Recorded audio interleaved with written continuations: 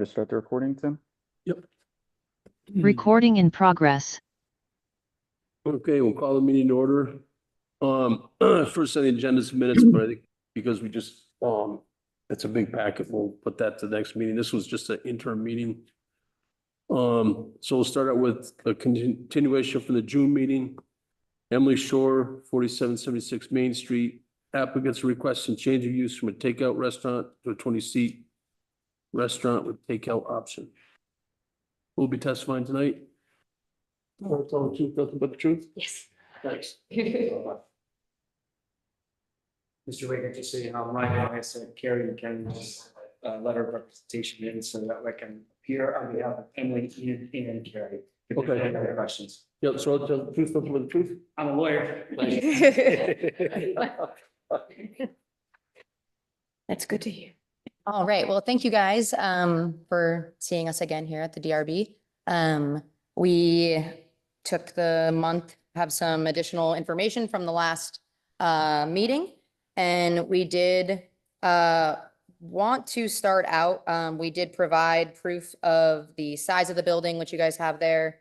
And then the address itself is Main Street, so it is obviously on Main Street. It's not on a street other than that.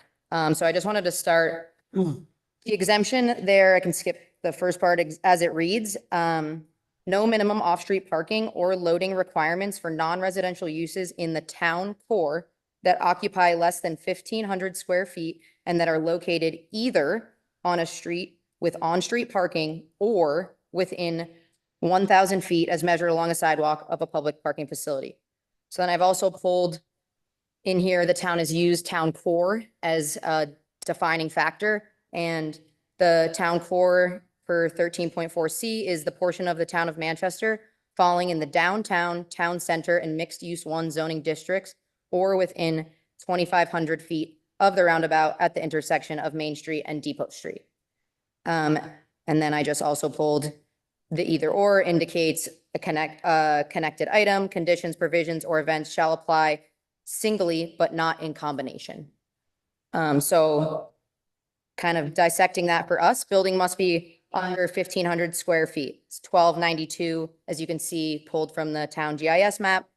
The town is located in the town core, it's town center zoning, and it is definitely within 2,500 feet of the roundabout as outlined in the definition of town core.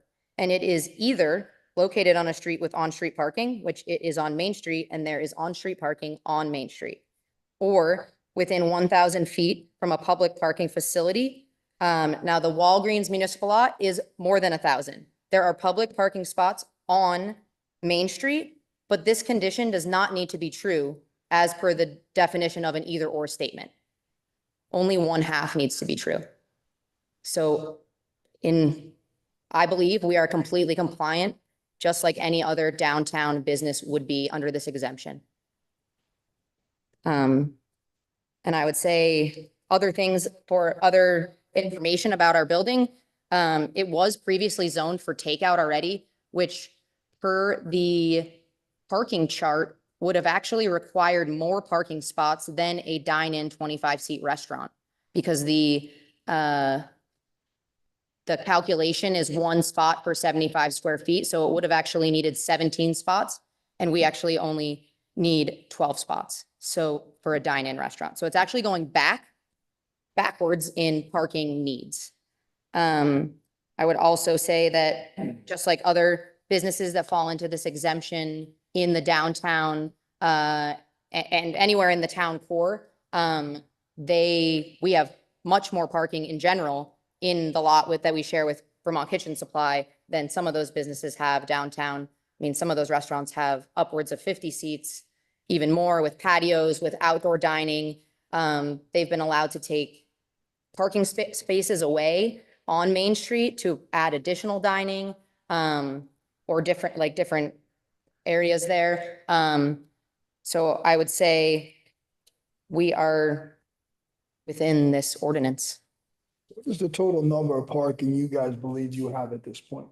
So not with, Get the street parking, the parking. Yeah. in the- there are 17 spots which we can also add some spots without making, we can do a completely alternate parking plan and get all the way to 26 spots with a bike rack.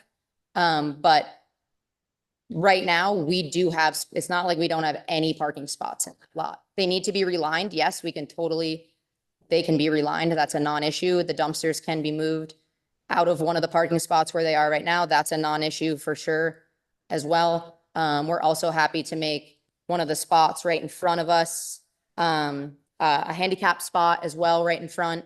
Right in front of your building, right? Yes, there's 3 spots right there. In the entrance to. Yeah. Okay. And we are also changing the door threshold there. It was not ADA compliant previously. Because there is a small like half step into the building. We are changing that. There'll be a slight ramp with a new door with a new ADA appropriate threshold going. The 3 parking spots would be to the left and to the right of the entrance, the door, the main entrance. Yeah, the main entrance, yep. And then the spots that are along the road, those had previously been shared, but some are on Carrie's property and some are on the adjacent property owners. So, yeah, 3 spots that are on Carrie's property. Okay. I think there's 8 spots all the way down that is going between the 2 properties. Is this, I'm looking at this plan here. So that is, Backup. that's our backup plan. Okay. The backup plan, that would be a tough thing to do because you've got all the parking that's out along the road there. I don't know if we can show that on the screen. It's not, at this point, that literally is a, I also have the big version also of the site plan, if this is better to see. It's fine. I'm just saying that the parking spaces that were, So we don't, I'm coming over here because I have a feeling this is somehow attached to this meeting and this Yeah, right might be there. able to hear better than me sitting over there. So, Mr. Wigger, I don't even want to go there because as Ms. Shore has laid out, understand where you're going.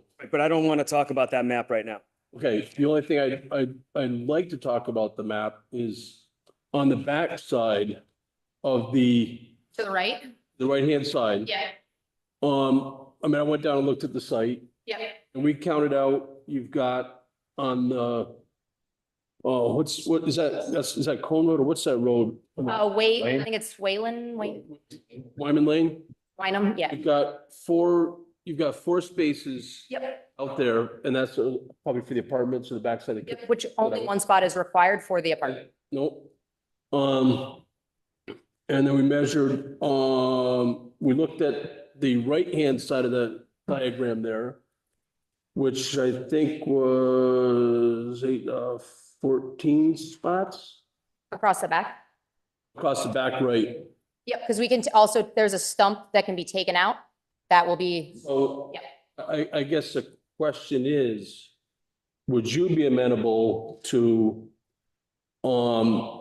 creating those parking spaces back there that you have on this drawing? And it looks like there's 2 right on the back side of the building yeah, you could do parallels across the back of Carrie's building. and possibly moving the dumpster to the Almost directly behind our building. directly behind your building. I mean, There's a weird little pad there where the dumpsters could go. I know in the ordinance it says 1,500 square feet or less or on-street, either on-street parking or 1,000 feet from municipal lot. Yes. You don't meet the 1,000 feet from municipal lot. On-street parking, there's no footage defined in our ordinance. Yeah. Is it 10 feet, 20 feet, 100 feet, 2,000 feet? It doesn't say in the ordinance.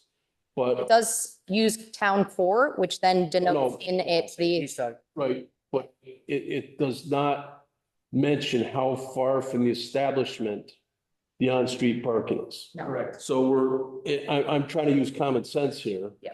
That most people probably would feel that if you're going to have on-street parking, it should be relatively close. It doesn't say an ordinance, there's nothing stated. But I feel as maybe a compromise, because it's not stated, would you be amenable to doing those spaces in the back and moving the dumpster to the back of the building. I mean, would that be Without changing the front. I wouldn't do anything up front. Yeah. Personally, So taking out the stump this is my opinion. and making the back have the spots across the back. Take the stump out, Yes. the dumpster out there, have those spots out there. But I think out front, if we're a new building you were building, we can try to encourage parking on the backside of the building, not on the street side. So I really wouldn't want to put more parking on the street side, and when I measured it out, it looks like the first 3 spots, 2 or 3 spots close to the front of the building, your parking spaces are right in front of your front door. So if you put a parking spot there, nobody's gonna be able to get in. There's a pathway there, just like, New Beginnings. If you measure the spots, it would be very tight to have parking there with your front door there. I'm just wondering, I mean, we can all talk, the rest of the board can ask questions, but that was just an idea. Well, are you guys amenable to that? Yeah, we don't want in any way to go with this plan. This is. We're not even talking about that plan yet. The question is, are these spots behind the building already planned to be put in anyway? They're already there besides the spot that That's what I has There's the, about, besides the stump. spot. yeah, there's probably 3, they're not marked. No, it needs to be lined and Needs to be lined. we've already had 2 different paving companies come out initially before we even had the engineer redo the site plan. They came out and they looked at it.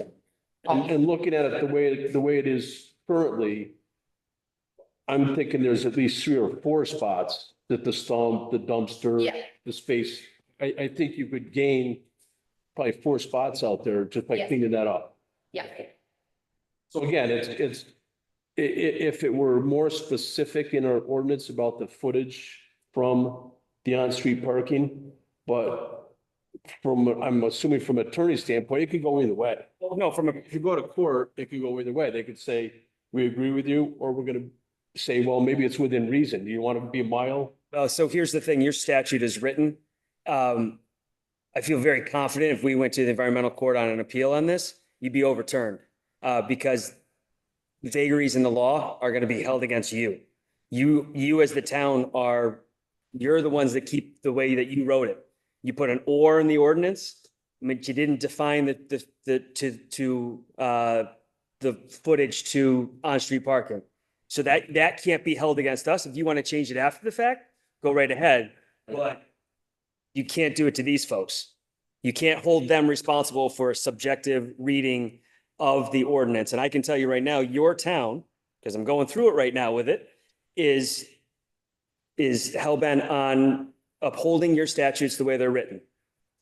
And the way it's written is saying that they have to be, within or on a street with on-street parking. They're on Main Street. So it could be if Main Street, if it was a mile down the road where there was on-street parking. It's the way it's written. You've got to talk to the people that write your laws, your statutes. Again, you get stuck. Trust me when I tell you, I've been on your side as a town review board attorney. I've been a town attorney. You get stuck with the way the laws that are written to apply them as they are.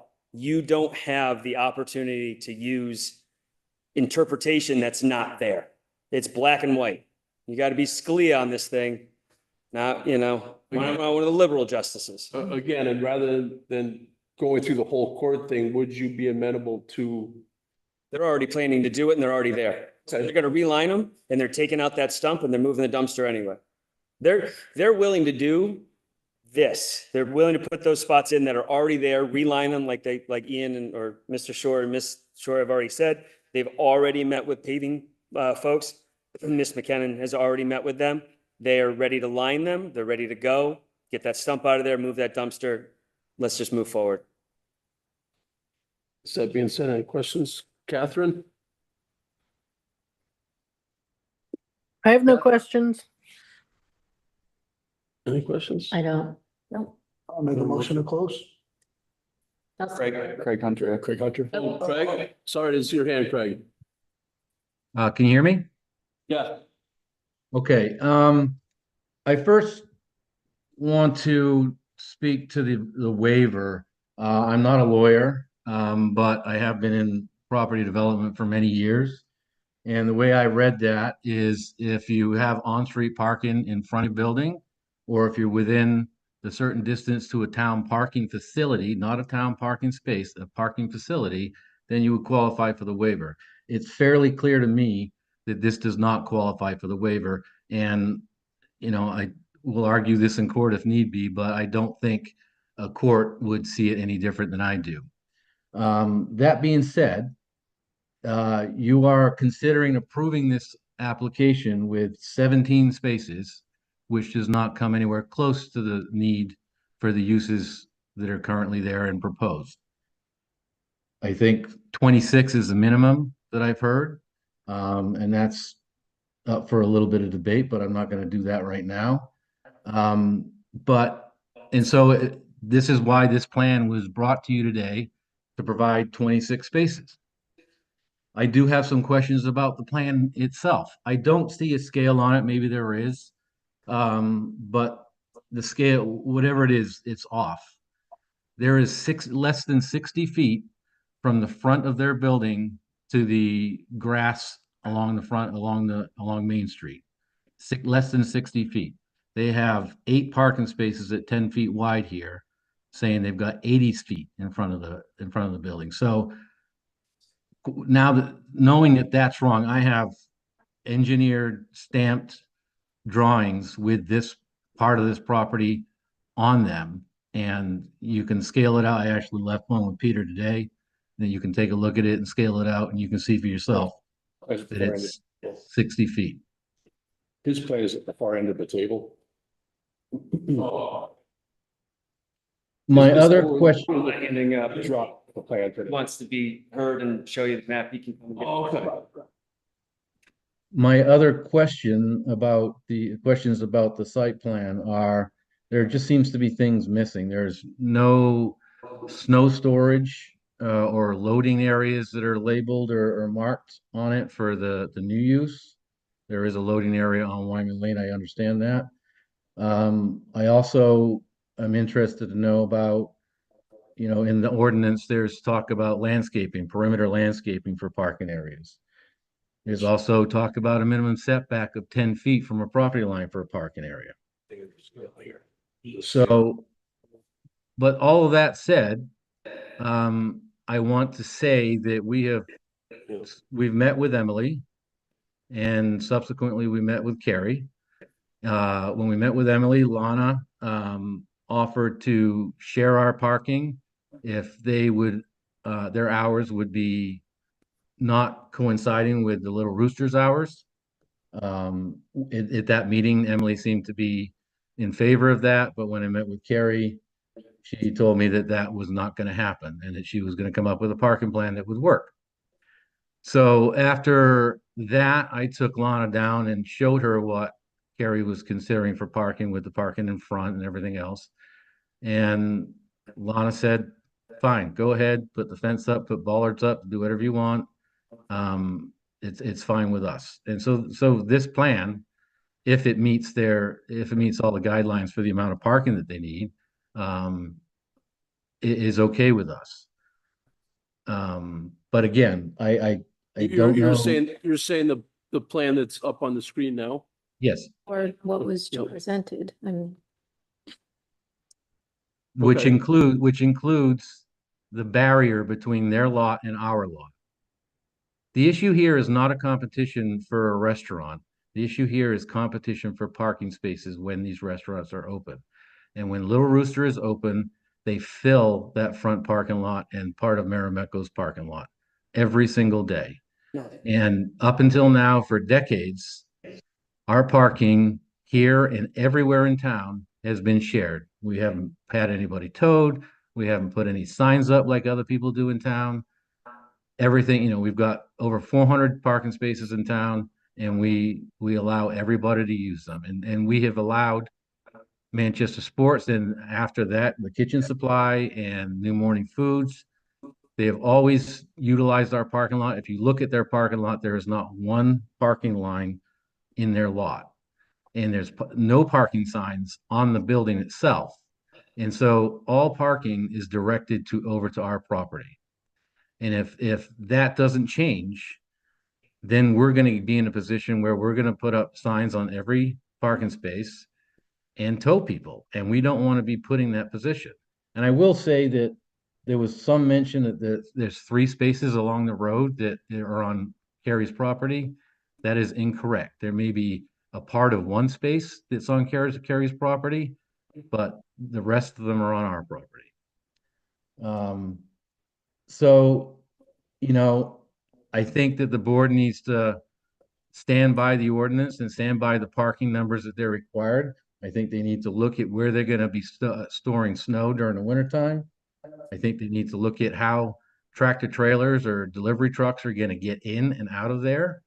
I think you need to look at, you know, the parking in the back, that's usually taken up by employees. Emily said that she was gonna have 6 employees. I don't know how many Carrie has, but usually 4 or 5 cars are there. So if you've got, you know, 10 employees parking back there, you've pretty much filled that lot. And there's no signage to park back there. It just says no parking along the building. And then everybody just assumes that the parking lot next door belongs to that and they can park there, which is, you know, it's public property, or it's private property, but it's a public parking lot. But, you know, the owners of my company paid for the property. They developed the property, they paved the property, they maintain the parking lot, they insure the parking lot. And so we don't want to be left in a position where a customer of this new business or Carrie's business walks over to our parks in our parking lot and walks to and from their car, slips, falls, files a claim. We're on the hook for that. So it's really important to us, the board, stand by what's in the ordinance. And it's important to us, it's important to our tenant that she maintains her parking when she's open.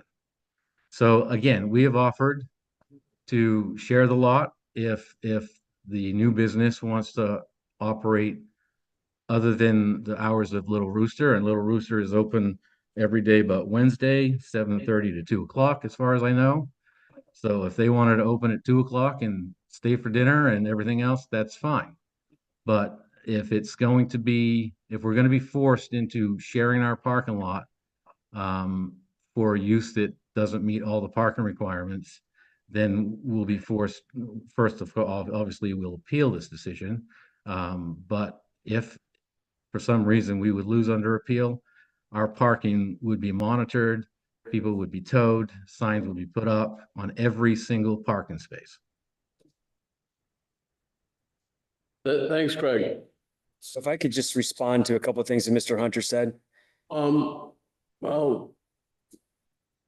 yeah, Okay, so let's talk about the meeting that he had with Ms. Shore when they were talking about parking.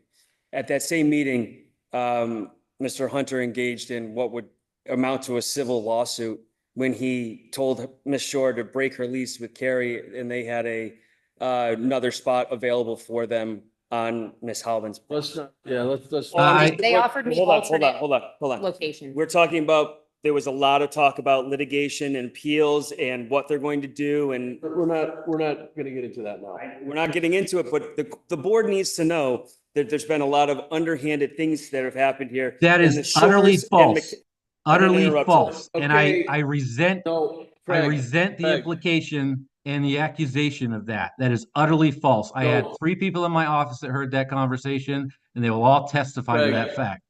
Craig, that's fine.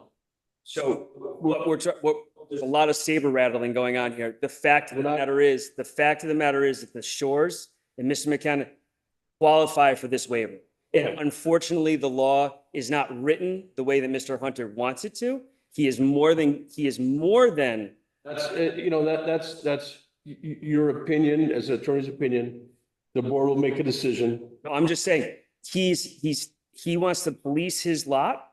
He should police his lot. That's fine. That is absolutely his right and his obligation to police his lot. The laws in Vermont don't really, they're not strict liability. Talking about his lot right now, we're talking about this. Mr. Hunter brought his lot up and the board heard that and that made it into the minutes. So we need to address that. This waiver is available to this property. Mr. Hunter has made some allegations. He's more than welcome to bring those up in the environmental court if this board approves it and he can have his day with that appeal. That's fine. But this board cannot shirk their responsibilities in reviewing the way this statute is written and the fact that this property qualifies for the waiver, no matter who goes in that area. This property qualifies for that waiver. This board needs to look at it from that standpoint, not use subjective opinions as to whether or not there should or should not have been a footage to where the Main Street parking is. The law is written the way it is, and we've asked that this board apply the law as it is written to the application that's in front of it and not consider the fact that it may result in an appeal that this town will have to deal with. This town deals with those appeals all the time. I do not want this board to shirk its responsibilities because there's a threat of an appeal coming down the pipe. That's all. Thanks. I 100% agree, and just so you know, you threatened appeal or taking it to court and appealing as well. Okay, we're not, But Craig, I please. I agree with the attorney. I forget what his name was, but I agree with the fact that the It's board. Ryan Maya should not- said. Thank you, Ryan. The You're welcome. board should Throw it not up. shirk. Oh, you know, I'm here. The board should not shirk its responsibility and apply the law as it should be applied. That's all I have to say. Thanks, Craig. Anything new? Do we have a motion? Motion to close? Second? All in favor? Aye. Aye. Catherine? We lost her. Aye. There she is. Thanks. Thank you very much. Thank you. Please, thank you very much. Okay. Next up, continuation from July meeting. Thank you. Karen Dariak, applicants appealing the zoning administrator's issuance of a certificate of compliance for the property at 4659 Main Street. I guess we had a site visit and we went through a list of items that Karen had outstanding. You have anything new to add to that, Karen? That we did not look at or that? You said that the purpose needs to be seasonal for a while. We went through all that. I'm just saying, do you have anything new? We talked about, I think we have it all. you had your whole list. Yep. Yeah. Okay. Is it better? Yeah. And so that would be something that I'm happy to leave you with you. It's just a memorandum. Yeah, you gave us that list and It just comes down to before you can give a certificate of compliance, everything has to be done as per the permits. we And understand. you saw what a bunch of them are. And we're fighting over, or Ron is in the process of doing an Act 250 permit amendment. He sent in that these things have been completed and for Act 250 to look at. This is the only reason why I am appealing this decision. Many of them they've been there, right? Like we've dealt with the issues, but it's a bigger thing. And I had sent multiple letters addressing all of this stuff ahead of time, saying that you can't issue the certificates of compliance until everything's done. Okay. And that's it. And unfortunately, like, I don't want to throw this out there, but I will appeal it. I have to appeal it because it's all based on Act 250. And it's out of my control, and I've gotten that opinion from 3 lawyers. Okay. I'm not trying to be No, that's fine. psychotic, or I don't want to spend any more money, and I'm Understand. tired of all of this, Yep. you know, but he's taken advantage of a lot of things, and Okay. that's all I'm gonna say. Thanks. All right. Peter? I have nothing to add. Any other questions from the audience? Think, Any other questions from the board? no. We'll make a motion. Make a motion to close? Second. All in favor? Aye. Aye. Thank you. Catherine? Thank you. Aye. Thank you. Okay, so. What's up next month, Peter? Should I, do you want to make a motion to adjourn? Well, we can go to, make motion, yeah. Okay. Executive session. I make a motion to go into executive session. Second. All in favor? Aye. Aye. Thanks. Recording stopped. We keep Catherine